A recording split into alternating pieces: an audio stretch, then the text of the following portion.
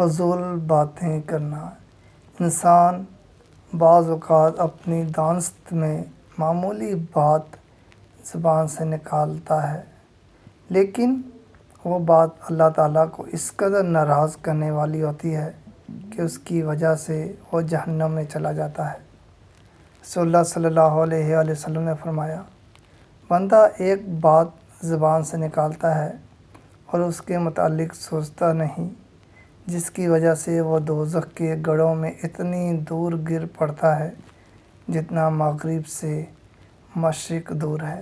صحیح بخاری حدیث نمبر 6477۔ عبداللہ بن عمر رضی اللہ تعالیٰ عنہ سے روایت ہے، رسول اللہ صلی اللہ علیہ وسلم نے فرمایا، اللہ تعالیٰ دشمنی رکھتا ہے تڑ بولنے والے ایسے لوگوں سے جو اپنی زبان کو ایسے پھراتے ہیں جیسے گائے گھاس کھانے میں چبڑ چبڑ کرتی ہے، یعنی بے سوچے سمجھے جو جی میں آتا ہے بکتے چلا جاتا ہے۔ سنن ابو داؤد حدیث نمبر 5005۔ نبی کریم صلی اللہ علیہ وآلہ وسلم کے نزدیک قابل نفرت لوگ۔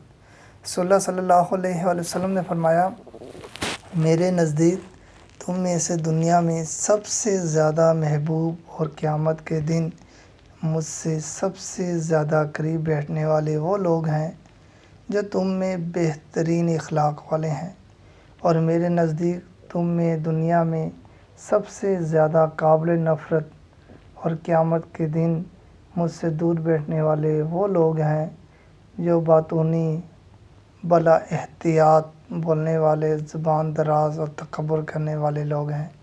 جامعہ ترمذی حدیث نمبر 2018۔